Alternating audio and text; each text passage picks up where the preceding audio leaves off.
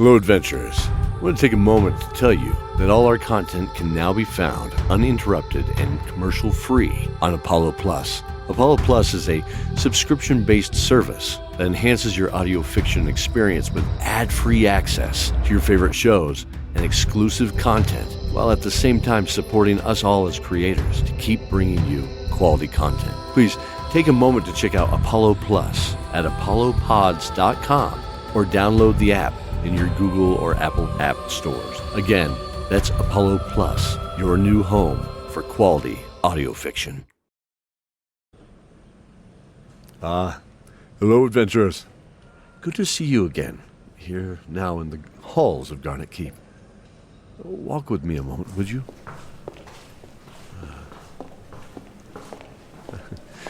This hall is decorated with the bold paintings of our knights and champions.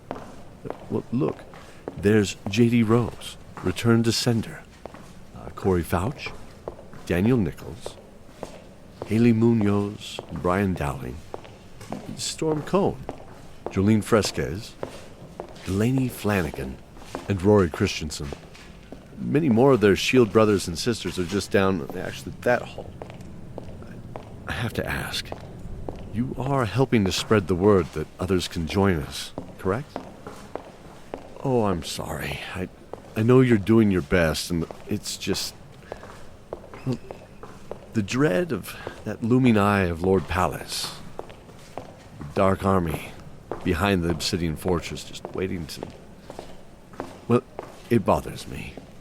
I simply want to remind you that you can join the fight and support all our shows at goodhandproductions.com. Thank you, my friend.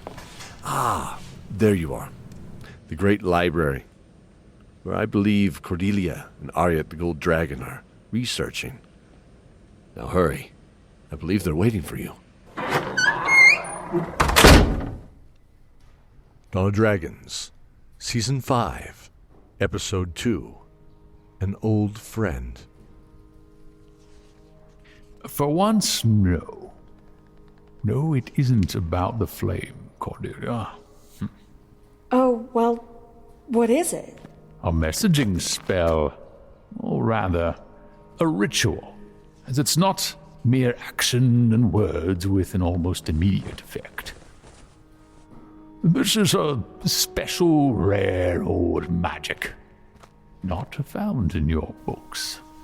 No. Is it dragon magic?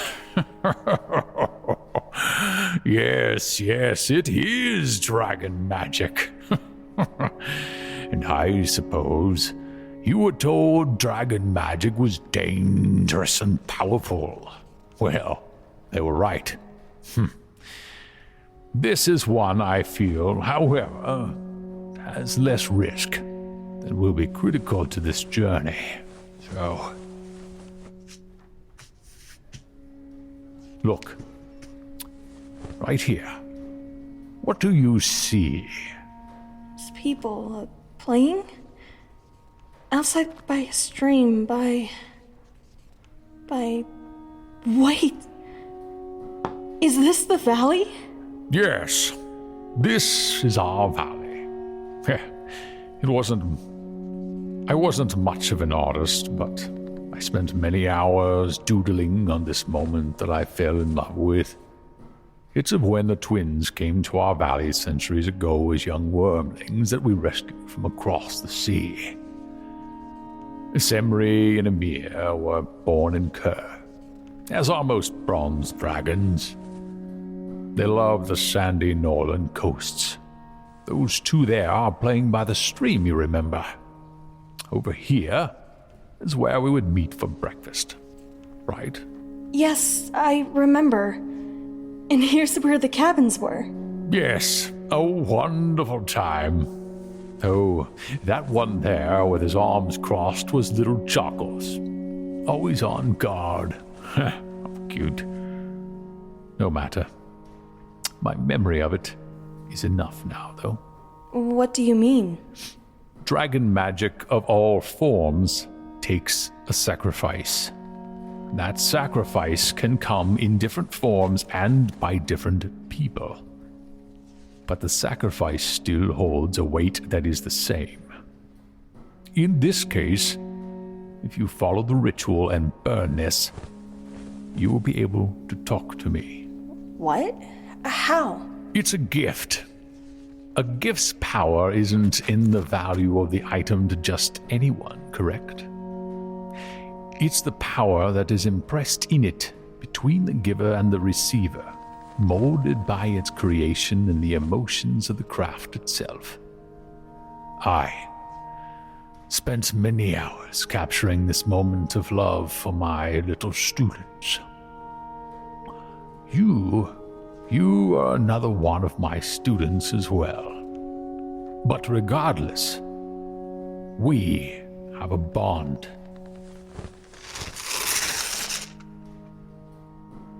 Between us. The base of dragon magic is forged in emotion. Nothing more, nothing less, my dear Cordelia. And it's released by destroying its container and setting it free. Wait, so anyone could learn how to cast dragon magic? Yes. And that is also what makes it so dangerous.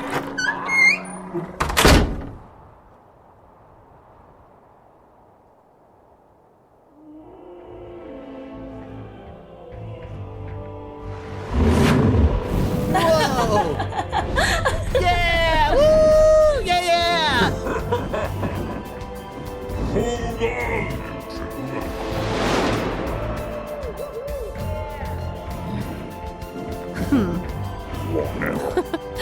I was thinking the same thing.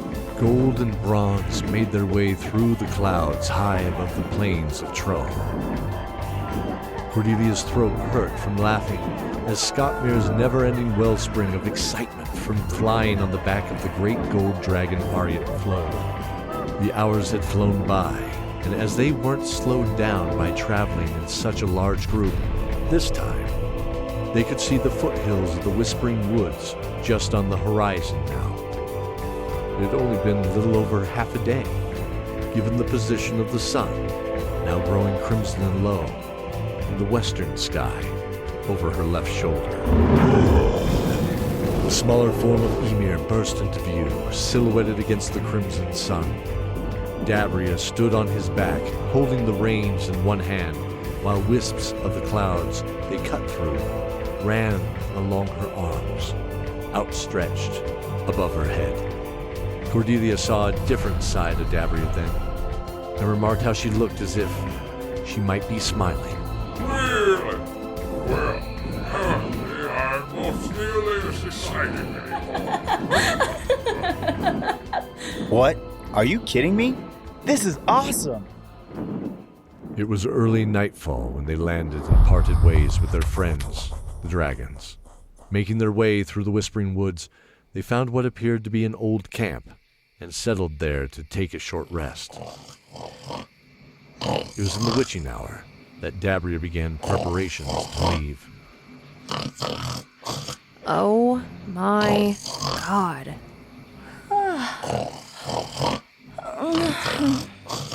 Is it time to go? Yes, the night can keep us covered from any unexpected guests. Hey! Hey! What do you do? Just watch. See, if you just pinch his nose right here. Then down! What? Oh. Good morning. Time to go? Let's roll. See? Piece of cake. Yeah, you can do that next time, too. They made their way through an eerily silent woods. Not even an owl, expected at this time, was hunting the local mice. This made Scottmere pause in the misty ancient footpath. What is it, Scottmere? Oh, I was just remembering. Vix. Always wondered what happened to his owl. Oh. As they pressed on, Cordelia was perplexed. I don't remember him having an owl. Hours later, they stood inside the huge skull of the Netherspring itself. Centuries had aided the ancient twisted architects in transforming the skull of the ancient Colossus into a temple for some unknown deity. The petrified bones were no different than the hand-cut stone bricks that lined the entryway. What is this? It looks familiar. An ancient mural covered the wall on either side of the next room. Cordelia saw a deer-like creature on a small hill surrounded, she guessed, by small forest creatures. A badger, chipmunk, several different kinds of birds. But they seemed different. Even the deer looked different. The horns were forked, yet singular. They looked more athletic, but still proud where they stood. A flowing script of elvish runes below caught her eye. The battle cry of Adeline. DABRIA, do you have any idea what this is? I'm not sure. It either happened a long time ago, or... She hesitated to continue. Something told her she couldn't, but was it really that important? It felt like a rule to some long-lost game that she had forgotten. Sighing, she shrugged the feeling off. Or something to come? This place could have held oracles. I've never seen a creature like this, Adeline, before. Maybe we should have brought Una. Dagnabbit! Scottmere's cry of pain jarred them back to the present situation. A single javelin had sprung from the floor and speared his leg. Luckily, the full length of it missed the rest of his body as the oaken shaft, topped with a silver tapered point, towered over his head by a few feet. Can you move your other foot? Easy for you to say. The pressure plate under his other foot released the trap to snap back into the floor. Oh, that is rough. I'm good, though. Look over there, but be careful. Probably more of the shish kebab things. Looks like a... Sarcophagus. I'd normally say let the dead rest, but there's nothing else in here, and there's no other door I can see. I believe that this is it. Or it's a detour for those who might be a little bit more... Huh? Oh. Like Benedict. Yeah. Well, it would work probably. He wouldn't touch it. Nope. All right, okay, let's open it. Carefully, they made their way up. The tan and rust-colored sandstone dais. The sarcophagus had a heavy lid that matched the base seamlessly, so that it looked like a solid box. This is some great work here. Should be sealed just around there. Surprisingly warm but foul-smelling vapor escaped the stone as a gap appeared. The musty smell was cloaked in ancient spices and familiar frankincense. What the? Whoa, back! Get back, demon!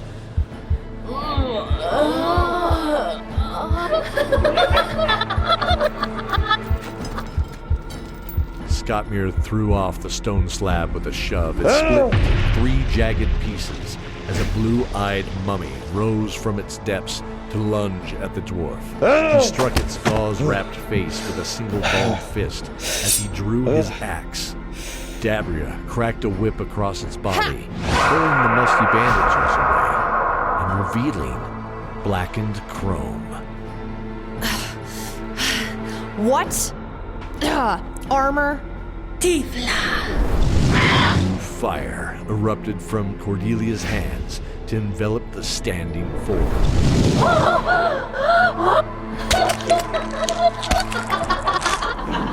The form erupted to hover 10 feet above the trio of adventurers. Bursting from the white gauze were black and red bat-like wings. Body appeared athletic and chiseled under ancient black chrome armor, trimmed in red. Her face was alabaster, with blue eyes glowing behind and below the dark-rimmed brow. She was beautiful and cruel in the same breath.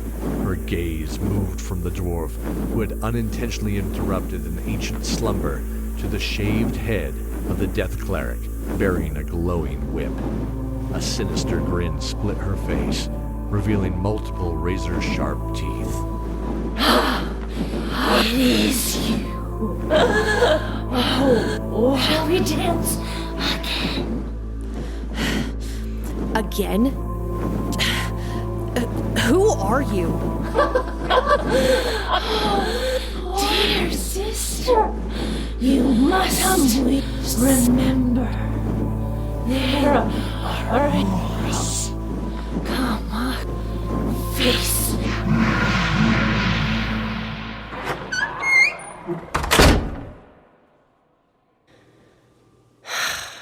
Well, here we go again. Una went to the fireplace, which was her only companion in the cold stone room of Garnet Keep, where she was staying, behind her.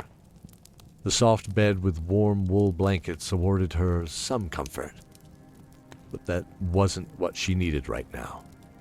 She needed answers. She bowed her head and the flames changed to blue-green as the familiar skull and rose shapes began to dance. Yes, my little Una. Why can't I go to the Netherspring? You cannot go because we cannot go. It will ruin all we have worked for, Una. All you have worked for. You don't want to lose your new friends, do you? No.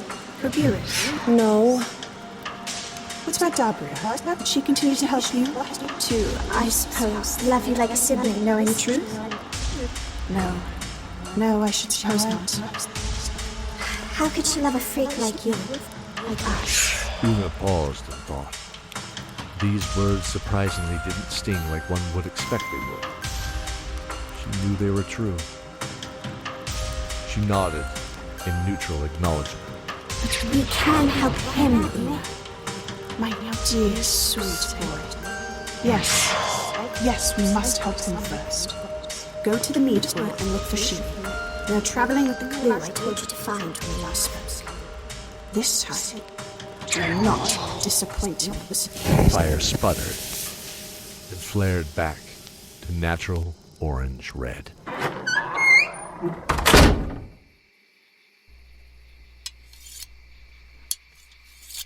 Cordelia placed the kindling in 6 perfect spokes that radiated out from an angular center. She looked at Scottmere and Dabria, who sat away from her on the musty ground in the shadow of that great skull they had been exploring.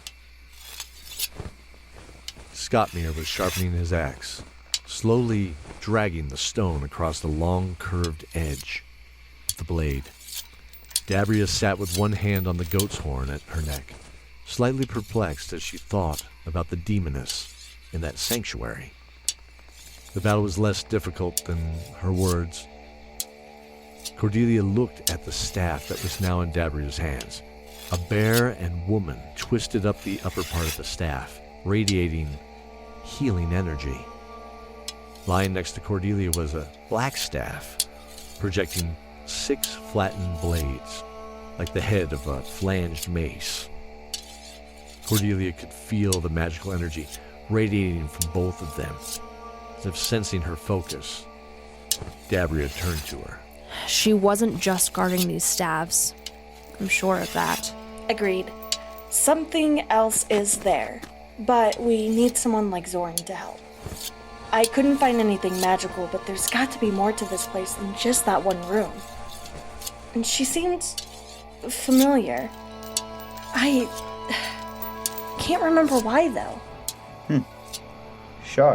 Scottmere didn't look up to break the focus he had on his current task. Reminded me of Shar. From the underworld? The demon who was possessing the Great King? That's what she reminded me of. You're right. They looked at each other, sharing a quick image between themselves as they remembered the battle with Shar and the green dragon Beryl, An impossible battle that seemed so far away now. Today they actually defeated a winged demon who disappeared into smoke and angry shrieks. But Scottmere was right. She did seem to be similar to the demon witch of the underworld that they had faced. Cordelia shook off the eerie feeling and returned her focus to her task. She closed the white spell book with her notes in it, and it disappeared. She looked reassuringly to see it reappear on her left wrist, as she had expected. She pulled the folded drawing from her pouch. Okay. Let's light the fire. Then enchant the paper. Then we think of the memory of their gift. Then we place it on the fire, focusing on ARYAT. Hello, Cordelia. You did it. So, what have you found? And now, better yet, I'm sure, what do you need?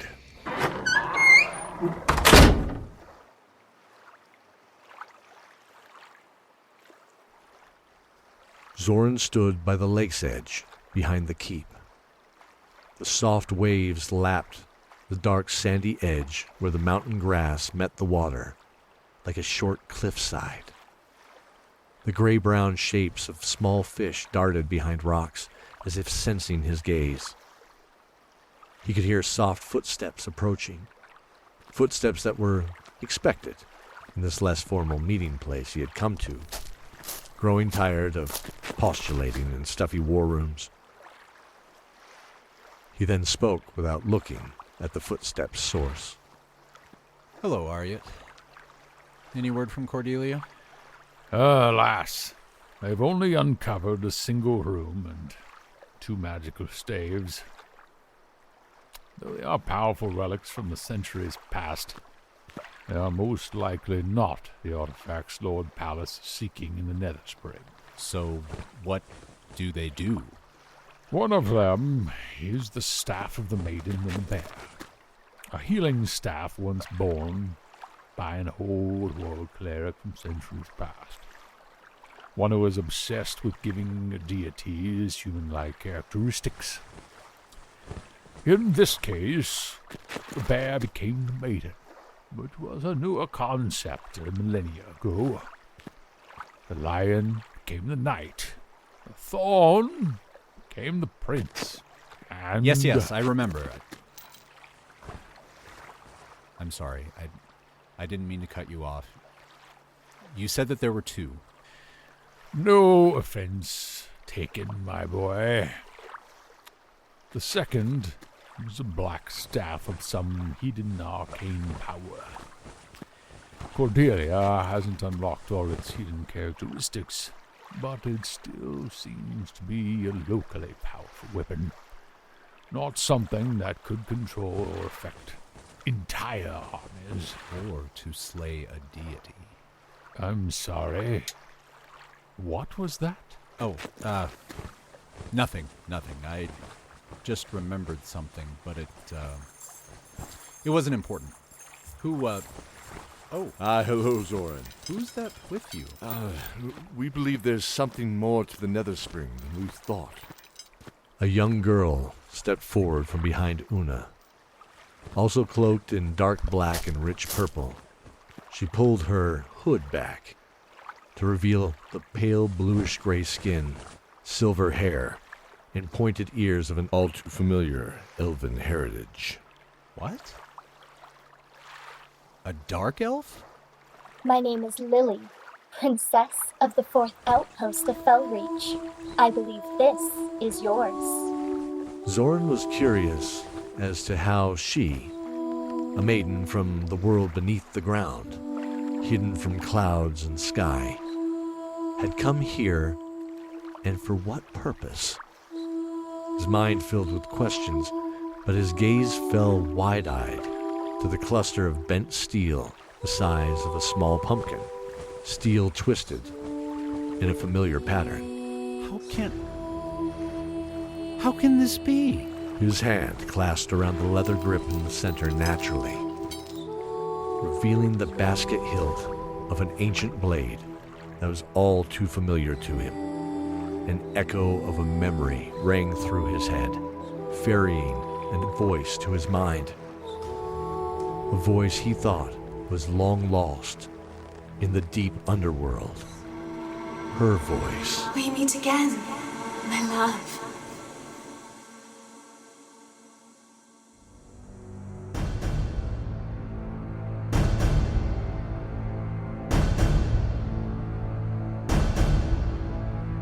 Appearing in this episode, ARYAT, Daniel Nichols, Cordelia, Joleen Fresquez, DABRIA, J.D. Rose, ERYNES, Jackie Kitts, Lily, Melanie Petry, Scottmere, Colton Jansen, The Final Word, Hayley Muñoz, Una, Becky Atchley, Una's patron, Shannon Roby, Emir, Harlan Guthrie, Zorin, Cody Miller, narrator in KELDOR, Mike Atchley. Thank you for joining us in this episode of Dice Tower Theater's Dawn of Dragons. Please join us in thanking our magnificent cast for their performance, and their full list can be found in the show notes. If you'd like a sticker from the show, please leave a review on any podcasting platform and send a screenshot to dm@dicetowertheater.com with a mailing address we can send it to. In the next episode, can Zorin piece together the sword of his dreams? Will Scottmere step into another trap, or simply fall victim to a plate of sausages and delicious potatoes? Until then, fellow adventurers, stay safe and remember the oath.